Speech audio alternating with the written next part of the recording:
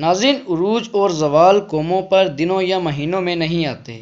عروج حاصل کرتے کرتے قوموں کو صدیاں بھی لگیں اور زوال کے آخری گھڑے تک گرتے ہوئے بھی قوموں کو خاصا وقت درکار ہوتا ہے۔ آج ہم ایسی ہی ایک قوم کے عروج کے خاتمے پر بات کریں گے جو پچھلے 1350-1400 سال سے مسلسل بلندی پر تھی، لیکن مٹھی بھر لوگوں سے رسوا ہو گئی۔ اور ساتھ ہی ساتھ ہم ان چند ہزار عظیم جنگجوؤں کا ذکر بھی کریں گے جنہوں نے اتنی بڑی سلطنت کو گھٹنے ٹیکنے پر مجبور کر دیا۔ آگے بڑھنے سے پہلے میری آپ سے گزارش ہے کہ میرے چینل کو سبسکرائب کر دیں اور ویڈیو کو اختتام تک ضرور دیکھیں۔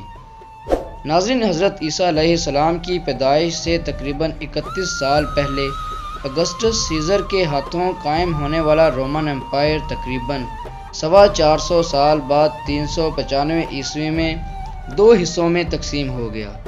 ایک کو ویسٹرن رومن امپائر یعنی مغربی رومی سلطنت، جبکہ دوسرے کو ایسٹرن رومن امپائر یعنی مشرقی رومی سلطنت کہا گیا، جو بعد میں بیزنٹائن یعنی بازنطینی سلطنت کہلوائی۔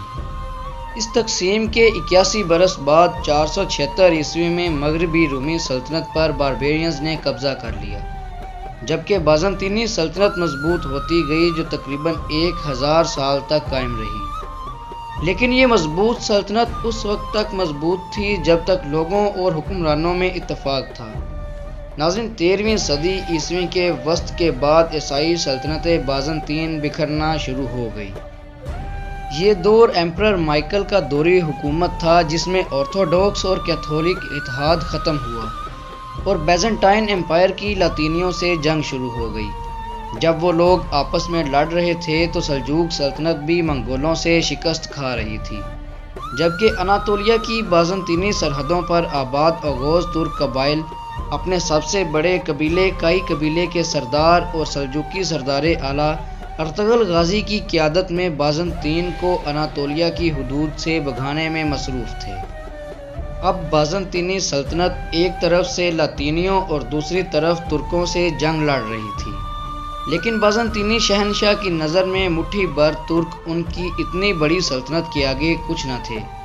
دیکھتے ہی دیکھتے ترکوں نے بازنطینی قلعوں اور بازاروں پر اپنے جھنڈے گاڑنا شروع کر دیے۔ 1282 عیسوی میں مائیکل کی وفات کے بعد اس کے بیٹے اینڈرونیکس دوم کے پاس حکومت آئی۔ سب سے پہلے اس نے اشیاء پر ٹیکس کو کم کیا تاکہ لوگوں میں مقبول ہو سکے اور بازنطینی بازاروں میں کاروبار بڑھے۔ فوج کو لاطینی سرحدوں پر ہی معمور رکھا، لیکن اپنے رشتہ دار الیکسیوس فیلنتھروپینوس کو ترکی کے موجودہ صوبہ بورسا کے شہر انیگول کا گورنر مقرر کر دیا اور حکم دیا کہ بازنطینی سرحدوں سے ترکوں کو بھگائے تاکہ وہ اناطولیہ میں اپنی عدالت قائم کر سکے۔ ناظرین، ان دنوں ترکوں کا سردار قبیلہ کائی قبیلہ سوگوت اور انیگول کے تقریباً وسط میں قائم بازنطینی قلعے کلوجا حصار کو فتح کرنے کے بعد اسی قلعے کے قریب پہاڑوں میں آباد تھا، اور سردی کی شدت بڑھنے سے پہلے سوگوت کی طرف ہجرت کے لیے تیاری میں مصروف تھا کہ جنرل الیکسیوس نے اقتدار کے نشے میں آ کر اور شہنشاہ کی خواہش کو پورا کرنے کے لیے کائی قبیلے کے نہتے لوگوں پر دھاوا بول دیا۔ ناظرین، اب ضروری تھا کہ کائی قبیلے والے نقصان کا مداوع کرتے اور جوابی کارروائی سے الیکسیوس کو سبق سکھاتے، وگرنہ وہ سمجھتا کہ ترک اس سے خوف کھا کر فرار ہو گئے۔ لہٰذا اگلے ہی دن کائی قبیلے نے قلعے پر حملہ کرنے کی ٹھان لی، لیکن الیکسیوس نے انہیں قلعے سے پہلے ہی روک لیا۔ انتقام کی آگ میں جھلستے ترکوں نے ایسی مار ماری کہ الیکسیوس کو میدان چھوڑ کر بھاگنے پہ مجبور کر دیا۔ ناظرین، کون جانتا تھا کہ الیکسیوس کی چھوٹی سی غلطی 1000 سال سے قائم بیزنٹائن امپائر کی جڑیں تک ہلا دے گی۔ کورلوش عثمان ڈرامے میں نہ جانے کس طرح منظر کشی کی جائے گی، لیکن میں آپ کو وہ تاریخی واقعات بتا رہا ہوں جو تاریخ کی کتابوں میں درج ہیں۔ شہنشاہ کے حکم کے مطابق الیکسیوس کو قتل کر دیا جاتا ہے اور انیگول کے ساتھ ساتھ اناطولیہ کی بازنطینی سرحدوں کی ذمہ داری آیا نیکولا نامی شخص کے ہاتھ سونپ دی جاتی ہے۔ کمانڈر آیا نیکولا اپنے بچپن کے دوست فلاتیوس کے ساتھ مل کر چالیں تشکیل دیتا ہے اور ترکوں پر مختلف طریقے سے حملہ آور ہوتا ہے۔ چند ماہ یہ حملے جاری رہتے ہیں اور انہی حملوں کے دوران ارطغرل غازی کی وفات ہو جاتی ہے۔ ان کے بعد سرداری اور بازنطینی سرحدوں کی حفاظتی کمان ان کے بیٹے کارا عثمان کے پاس آتی ہے، جو عثمان خان اول کے نام سے مشہور ہوئے اور آپ انہیں عثمان غازی کے نام سے جانتے ہیں۔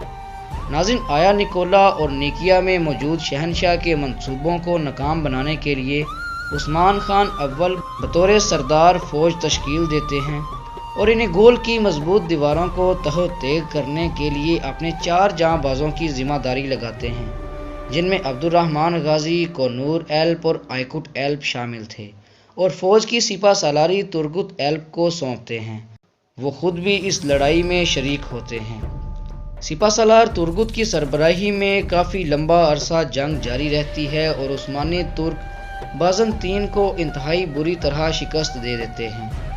ناظرین، اسی لڑائی میں عثمان غازی کے بڑے بھائی سارو باتو سوچی بے بھی جام شہادت نوش کرتے ہیں، جن کی شہادت کے دن ہر سال ان کے مزار پر تقریب منعقد کی جاتی ہے، کیونکہ یہی وہ معرکہ تھا جس میں فتح یاب ہونے کے بعد عثمان خان اول نے باقاعدہ طور پر سلجوق سلطنت سے علیحدگی اور سلطنت عثمانیہ کا اعلان کیا اور اس فتح کے بعد فوجوں کو بیلجک کی طرف موڑا۔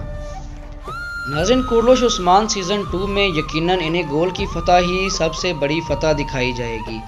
اگر آپ کے ذہن میں کوئی سوال ہو تو کمنٹ باکس میں مجھ سے پوچھ سکتے ہیں۔